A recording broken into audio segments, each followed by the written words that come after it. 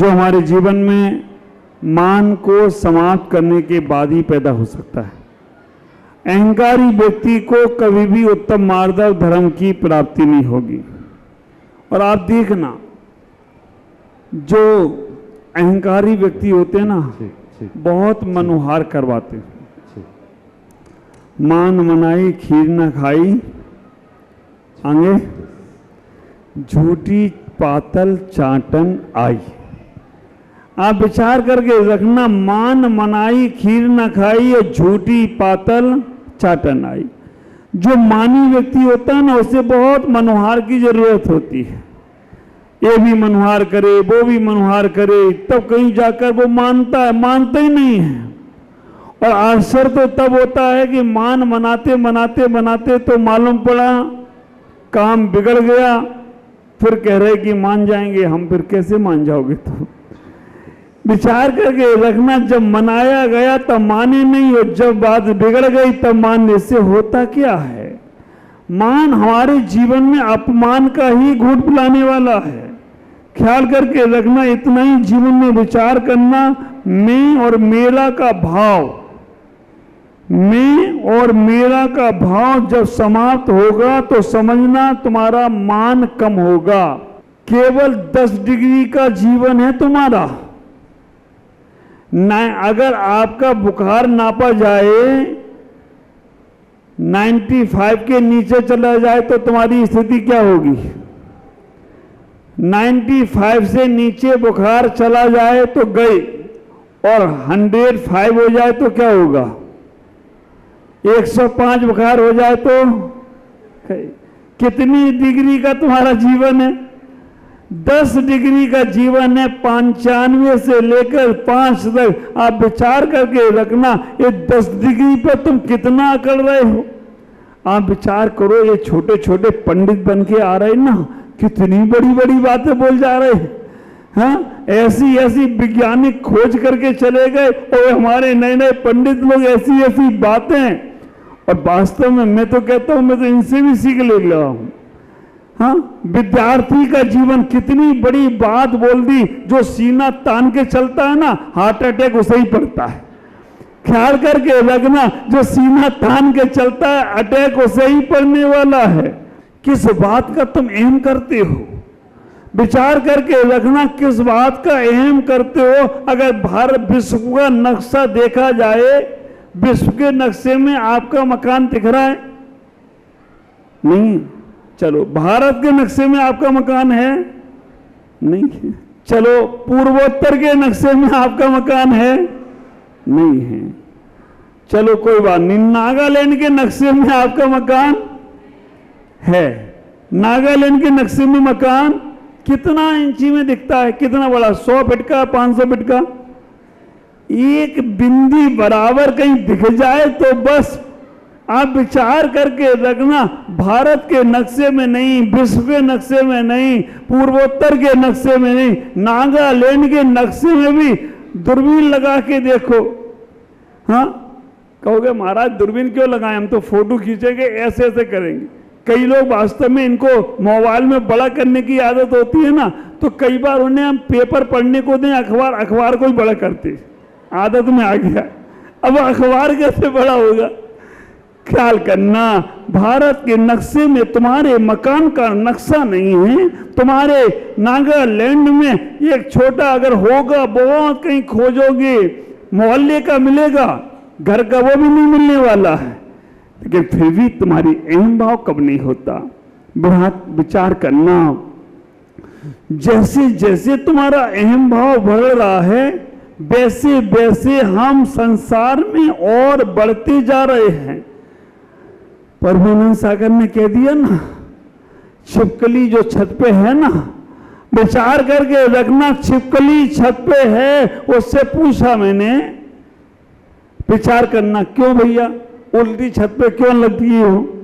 एक बार क्या हुआ, बहुत सारी छिपकलियां ऊपर थी और एक झटका लगा, सारी छिपकलियां नीचे गिर गई, एक ऊपर रह गई। बताओ क्यों?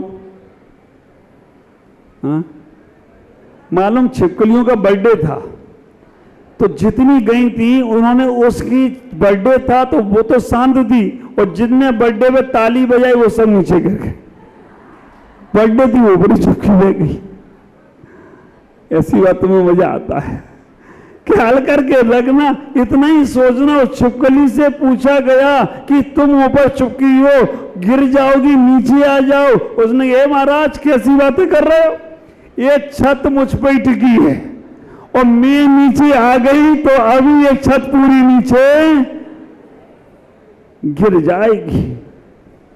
उस छिपकली में और तुम में कोई अंतर है? तुमसे कहूं कल्याण कर लो, अपना घर बार छोड़ दो, अब तो कर लो, अब तो तुम्हारा संसार पूरा हो गया। वो कहते महाराज घर मुझ पे चल रहा है, मैं नहीं होता तो घर चलता नहीं। आप विचार करके रखना, जो तुम्हारी मैं है ना, मैं नहीं होता तो ये नहीं होता। छिपकली में और तुम में कोई अंतर नहीं है। ख्याल करो, इतना ही विचार करना जीवन के अंदर। वो छिपकली इतना ही कह रही है और हम भी ऐसा ही सोच के रख रहे हैं। हमें तुम्हारा परिवार है, तुम्हारी धारणा तोड़ने के लिए कोई मैना सुंदरी आएगी ना। मैना सुंदरी का पिता प्रजापाल भी तो यही कहता था, मैं हूं तो तुझे दर दर की रानी बना सकता हूं, और मैं हूं तो तुम्हें भिखारी और तुम्हें नौकरानी बना सकता हूं।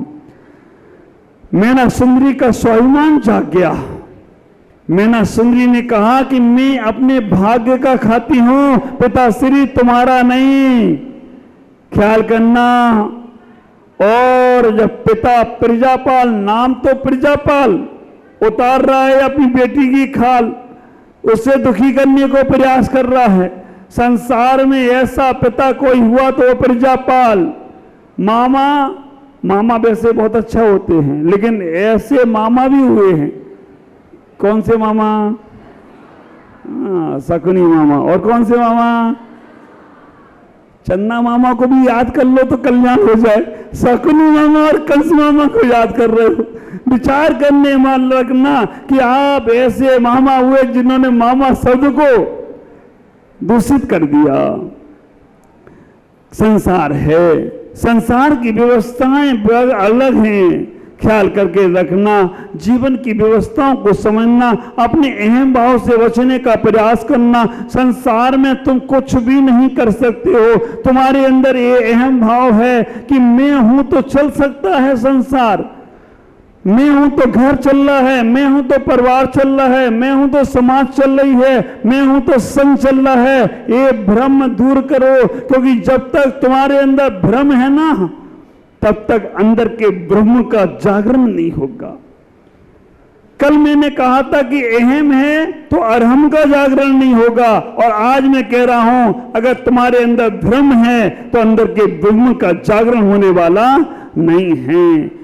एक पत्ता पेड़ से टूट जाए ना तो तुम एक पत्ता जोड़ नहीं सकते पेड़ में। कहोगे महाराज फेविकोल से जोड़ देंगे। फेविकोल से जोड़ा गया पत्ता भी कब नेचुरल में गिर जाए। तुम्हारे पास कुछ भी नहीं है, केवल और केवल तुम्हें अपने कल्याण का भाव करना है। तुम्हारे अंदर का अहम भाव कम होना चाहिए। इतना ही ख्याल करना। अहंकार के कारण से हम अपनों से दूर हो रहे हैं। अहंकार के कारण से हमारे संपर्क कम हो रहे हैं। अहंकार के कारण से हमें कोई मिलना नहीं चाहता है। अहंकार के कारण से हमारे परिवार के संबंध खत्म हो रहे हैं। अहंकार से बचने का प्रयास करो। दीमापुर की समाज इतनी अच्छी, पूरे भारत में नाम है कि दीमापुर जैसी समाज देखने को नहीं मिलेगी। दीमापुर की समाज का बड़ा नाम है, लेकिन मैं कहना चाहता हूं अहंकारों के कारण से हम अपने संबंधों को तोड़े नहीं। आप विचार करके रखना, हमें विनय भाव, समर्पण भाव। मैं हमेशा एक बात कहता हूं, बड़ों की विनय, छोटों को प्यार, इससे ही होता है हमारे जीवन का उद्धार। बड़ों की विनय, छोटों को प्यार, इससे ही होता है हमारे जीवन का उद्धार।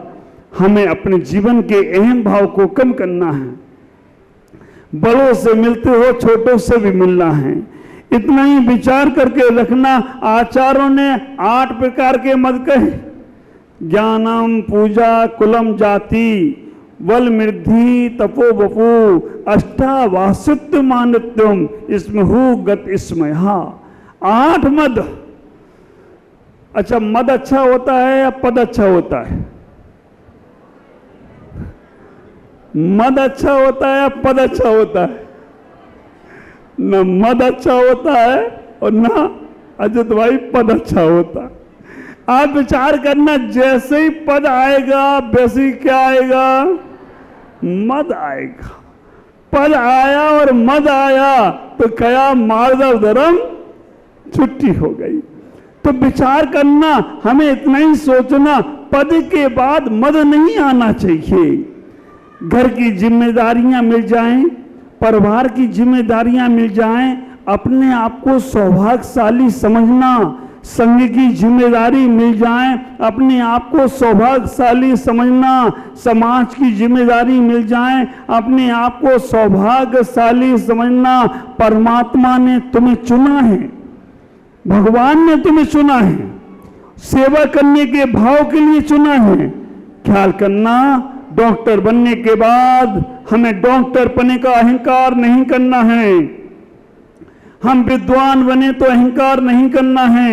हम बड़े बिजनेसमैन बने तो अहंकार नहीं करना है। इसके लिए परमात्मा ने तुम्हें चुना है। अहोभागी समझो, सौभागी समझो अपने आप को। अगर इनके बाद अहम भाव आता है, समझ के रखना, सब कुछ समाप्त हो जाता है। रावण का अहम नहीं रहा। कौरवों के पास क्या कमी थी? ख्याल करके रखना, कौरवों के पास क्या कमी थी? लेकिन पांडवों ने, कौरव 100 थे, पांडव 5। एक किसी संत से पूछा, लंबी जिंदगी जीने का राज बताओ। संत से पूछा, लंबी जिंदगी जीने का राज बताओ। संत ने अपना मुंह खोल दिया। संत ने मुंह खोला, वो व्यक्ति बोला, मैं समझा नहीं। संत ने कहा, मेरे मुख में दांत है ना, और मेरे मुख में जीभ भी है।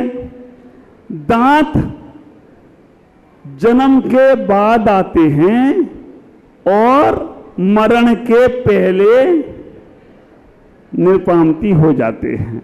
जिह्वा जन्म के पहले, जब मां के पेट में थे तब भी जिह्वा थी, और मर जाएं तब भी जिह्वा रहती है। उनने का मतलब, उनने का जो अकड़ता है ना, वो दांत के समान होता है, और जो विनम्र होता है ना, वो जिह्वा के समान होता है। विचार करके रखना, दांत में और जीभ में लड़ाई हो गई। दांत ने जीभ से कहा, जीभ बहन मैं 32 सूत में कुचल दूंगी। माल माल तुम खा लेती हो, चना आए, गन्ना चूसने का मौसम आए, मौका आए तो मुझे दे देती हो। रबड़ी मलाई आए तो जीभ चटकर जाती है, दांत से पूछती नहीं। दांत ने कहा, मैं 32 सूत तेरे को कुचल दूंगी। जिब्बा ने कहा, दांत भैया मैं अकेली तो हूं, लेकिन मैंने किसी को एक बात गड़बड़ बोल दी ना, हाँ, एक बात गड़बड़ बोल दी किसी पहलवान को तो एक पड़ेगा। तो कौन बोला 32 बार? आप विचार करके रखना, एक पड़ा तो 32 बार आ जाएंगे। दांत भैया चुपचाप रहना, मैं जैसी कहूं वैसी करना।